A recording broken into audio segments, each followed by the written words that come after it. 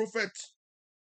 Sincèrement, je vous dis de tout mon cœur, de toute mon âme, de toute ma force, je ne suis pas sorti pour ce prophète et je ne voulais pas parler de ce prophète. Pourquoi? Parce que, un, je ne le connais pas. Moi, je suis sincère dans tout ce que je fais. Deux, je sais que s'il y a un problème, lui, là, il ne sera jamais là pour moi. Trois, quand mon frère, mon petit frère Eli Pada a eu ses problèmes, le pasteur David Aimé a été jeté en prison. Tous ces prophètes-là, avec leur foule de personnes en Côte d'Ivoire, moi je les ai dit, hein, j'ai prophétisé, je les ai dit, croyez pas que ça ne peut pas arriver sur vous, ça va arriver. Ils n'ont même pas bougé, il n'y a pas quelqu'un qui a défendu la cause de notre frère le prophète Eli Pada. Il n'y a pas quelqu'un qui s'est levé. On a fait des appels pour dire, marchez un peu, jeûnez un peu, faites des veillées, faites ceci, bougez un peu. Tout le monde est resté muet, tranquille dans son coin, pendant que nous étions en train de nous battre pour notre frère, le prophète Eli Pada et le pasteur David Aimé. Maintenant là, si quelque chose les arrive, est-ce que nous, on est obligés de venir ouvrir notre bouche pour parler? Non.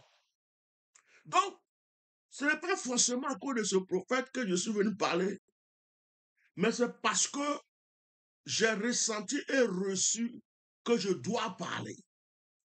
Et quand j'ai écouté une vidéo qu'on a partagée, j'ai vu que ce prophète, pour une fois encore, parmi tant de prophètes, a prophétisé exactement les mêmes choses que j'avais prophétisées au moins une dizaine de fois sur la Côte d'Ivoire.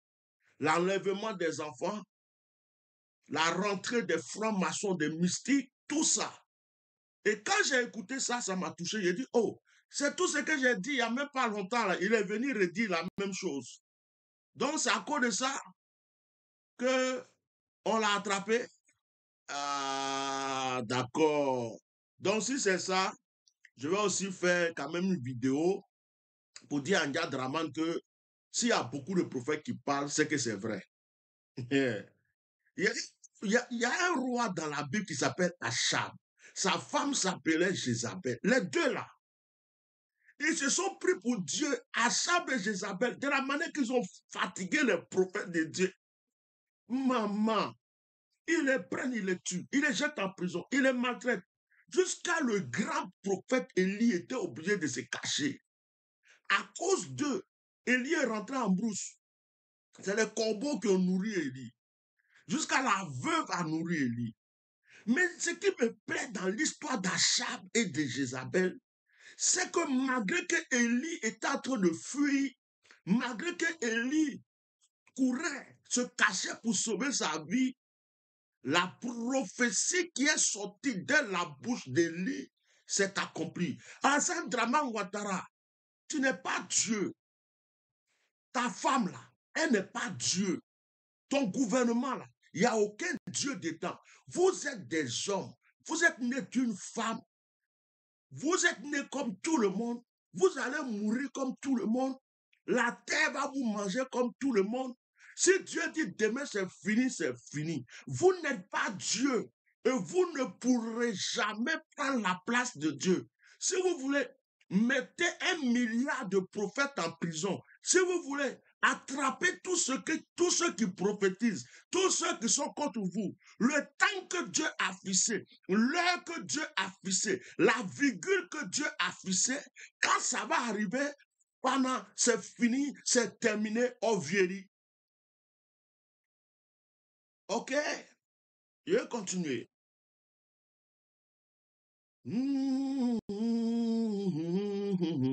Je suis à l'aise, je suis content. C'est pas l'éternel. Voilà. Écoutez la prophétie. Qui peuvent enregistrer, peuvent enregistrer. Enregistrer, peuvent enregistrer. Ne soyez pas étonnés de voir ces choses arriver. Ainsi parle l'Éternel. Dieu me dit ceci. Dans la période de fin janvier à février, je vois un mouvement. Les francs-maçons entrés. Ils ont décidé d'enlever des enfants à 35 ans, 6 ans, pour servir des rituels. surveiller vos enfants. Fin janvier, février. Et cela va courir jusqu'en mars. Le diable a besoin assez de sang en Côte d'Ivoire. Et je vois des jeunes, des enfants. Je n'ai pas entendu le nom Alassane Draman Ouattara a besoin de sang et d'enfants. Hein. J'ai entendu le diable. Donc, Alassane Draman Ouattara, chaque fois qu'on parle du diable, c'est de toi qu'on parle. Tu es le diable. Ce monsieur est en train de prophétiser pour dire le diable. J'appuie pour que tu comprennes. Le diable a besoin de sang. Donc, toi, tu es le diable manifesté en chair. Donc, tu veux nous faire croire que tu es Satan manifesté en chair dans un corps humain. Mais je n'arrive pas à comprendre. Ce monsieur, en parlant, n'a pas dit le nom de quelqu'un. Il n'a pas dit le nom d'une seule personne. Il dit le diable, Lucifer, Satan, Asiosu, Sutana, El Diablos. Gagouaï, atiploplo. Le diable a besoin de sang. Et M. Alassane Draman Ouattara se identifiait dans cette prophétie. Quand on dit le diable, automatiquement, il se sent touché. Comme si,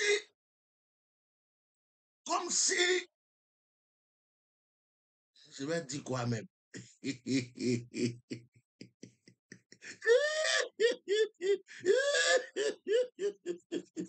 Ça me fait rigoler. Comme si Alassane Draman Ouattara est le diable manifesté en chair. Satan cherchait un corps. Satan cherchait un corps physique pour pouvoir habiter, pour résider dans un pays. Il dit, oh, les corps là, tous les corps là sont trucs. Et j'ai un corps qui m'intéresse, c'est Ninja Draman. Donc je comprends pourquoi à chaque fois tu dois mourir, tu ressuscites. Je comprends pourquoi à chaque fois on dit tu es mort et puis un coup tu es vivant. Je comprends pourquoi à chaque fois on dit Draman est mort. Demain on dit Draman est vivant. Tu viens de nous confirmer que tu es mort depuis longtemps.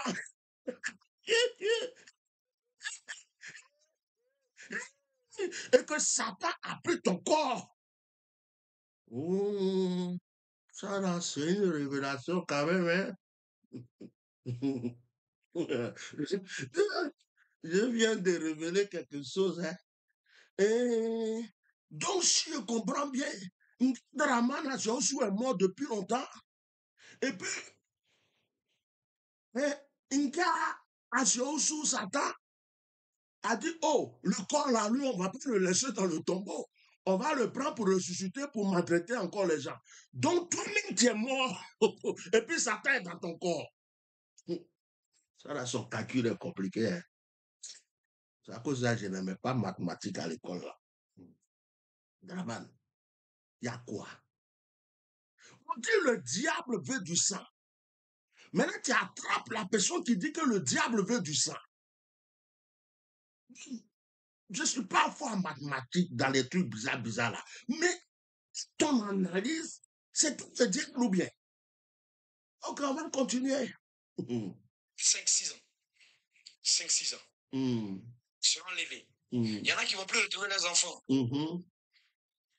Ça là, je vois un groupe de personnes. J'avais prophétisé tout ça déjà, il n'y a même pas longtemps. Plusieurs fois, ça fait une dizaine de fois que je révèle ça. Donc pour moi, ce n'est pas nouveau. Hein. C'est comme si c'est ce que j'ai dit là, on est en train de redire. Donc, on continue. Ils vont quitter les enfants. Nous dirons, le papa m'a envoyé. Ou alors, il y a un groupe de servantes qu'ils ont préparé. Et les servantes vont entrer dans des familles pour jouer les nounous et les personnes gentilles. Et quand ils auront la responsabilité des enfants, c'est-à-dire la confiance des parents, c'est la même personne qui va disparaître vers les enfants, avec tes enfants. Faites attention aux gens à qui vous confiez vos enfants. C'est une décision qui a été prise il y a de cela 2 jours. Yes, sir. Et je vous informe, maintenant, je répète de nouveau, veillez sur vos enfants. Faites une large diffusion. Yes. Protégez certains enfants ici en Côte d'Ivoire. J'ai dit, il y a des rituels, des ritualistes, oui, des ritualistes qui ont décidé de prendre des enfants. Et ça sera une panique. Ils vont trouver certains enfants avec le corps dont le sexe a été enlevé. Des enfants qui seront, le cœur, ils seront éventrés. On enlèvera certaines parties, hein, de certaines parties, des organes vitaux. On enlever. Et il y a des enfants qui seront éventrés. Je vois d'autres enfants dont les manches seront coupées. On enlèvera le bois. Parce que là, ils ont besoin du sang neuf. Du sang neuf. Vous qui allez accoucher, allez accoucher dans des hôpitaux. Ça, là, j'ai dit il n'y a pas longtemps, hein, vous qui allez accoucher dans les hôpitaux, allez-y revoir mes vidéos là. Yeah. Les enfants qu'on déclarera morts alors que ces enfants sont vivants. Oui, dans des hôpitaux. Et surtout ceux qui seront enceintes des jumeaux, ils vont toujours faire disparaître un enfant. Oui, c'est ce qui a été décidé. Faites attention. Et arrêtez d'aller, lorsque vous êtes à l'hôpital, que votre mari ou quelqu'un qui vous suivait soit proche de là. Même si on vous l'interdit, soit proche. Et même quand on vous annonce que l'enfant est mort, hésite. Bon, ça là, tout ce que notre frère est en train de dire là, j'avais dit ça, hein, il n'y a même pas longtemps. C'est un prophète, je ne peux jamais dire que c'est, il a écouté mes prophéties pour dire ça parce que je ne le connais pas. Je ne suis même pas sûr qu'il me connaît ça. Mais il dit exactement les mêmes choses que j'ai dit il n'y a pas longtemps. Le voilà ici. Prophète Frank Maï.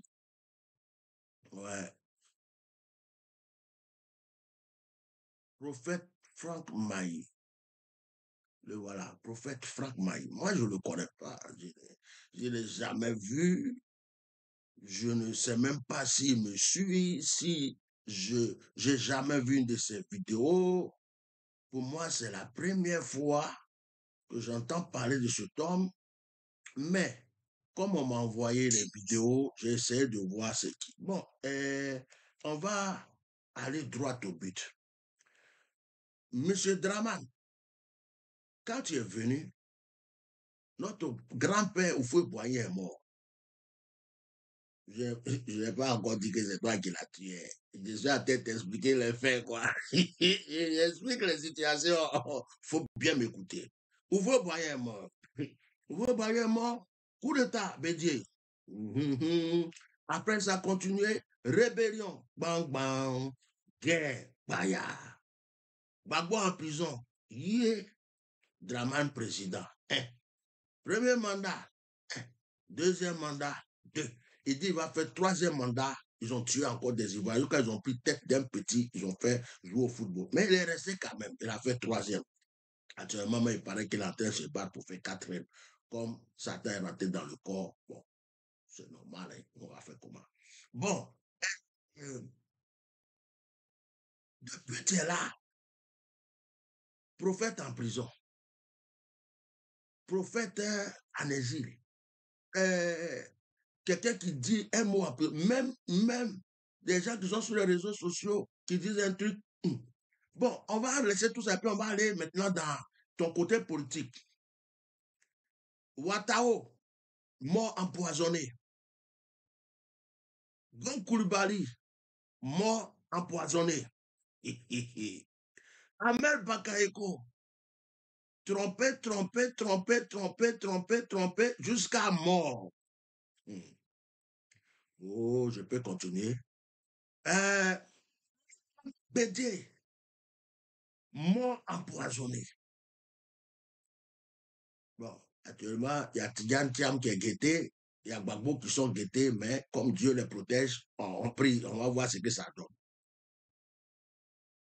Jeune frère Eric Pada a disparu. Aucun communiqué, aucune réaction dans un pays soit disant développé avec tous les services de renseignement, tout ce qu'il faut. Un prophète, un homme public a disparu. La télé n'a pas parlé, rien dans les journaux, les radios, personne n'a fait quoi que ce soit. Parce qu'il y a beaucoup de pasteurs aussi qui sont complices. Et aujourd'hui, on se lève le matin encore, on entend que quelqu'un qui a fait un programme à qui Dieu a révélé des choses sur la nation, qui n'a pas dit le nom de quelqu'un, qui dit que le diable veut boire du sang, le diable veut tuer des enfants. On attrape la personne. Il y avait quelqu'un qui avait fait une publication en disant que on l'a attrapé parce qu'il a dit que Sarkozy va tomber. Mais Sarkozy, moi je suis en France ici et puis il dit Sarkozy va tomber. Sarkozy là, c'est pas Sarkozy, Emmanuel Macron. Qu'Emmanuel Macron va tomber. Emmanuel Macron, il est Dieu. Les Français le giflent ici, les Français le frappent ici, on crache sur lui, on jette papaye sur lui, on jette pomme pourrie sur lui ici. Lui-même, il a chaud, lui-même, il sait que c'est fini pour lui. Donc, si jamais, selon la publication que j'ai vue, c'était ça parce qu'il a dit Emmanuel Macron va tomber, ça là, on n'a pas besoin de prophétiser, ça se voit. Les Français ne veulent plus de lui, on est fatigué. On est fatigué. Oui, on est fatigué. Et la France, là, il y a la démocratie. On peut dire à un président merde. On peut dire à un président dégage. On peut dire à un président fous-moi le camp. C'est ça la France. Mais si on me dit que le monsieur a été arrêté parce qu'il a dit que Emmanuel Macron va tomber, Emmanuel Macron est en France. Comment ça se fait qu'en Côte d'Ivoire, on va arrêter quelqu'un qui a parlé d'Emmanuel Macron, alors qu'en France, ici, tout le monde, moi je suis assis ici et je parle d'Emmanuel Macron. Il n'est pas Dieu. C'est quoi? La Côte d'Ivoire est devenue une poubelle. La Côte d'Ivoire est devenue un déchet toxique. On ne peut plus s'exprimer, on ne peut pas parler, on ne peut plus rien faire. Mais tout ça, c'est la faute des Ivoiriens.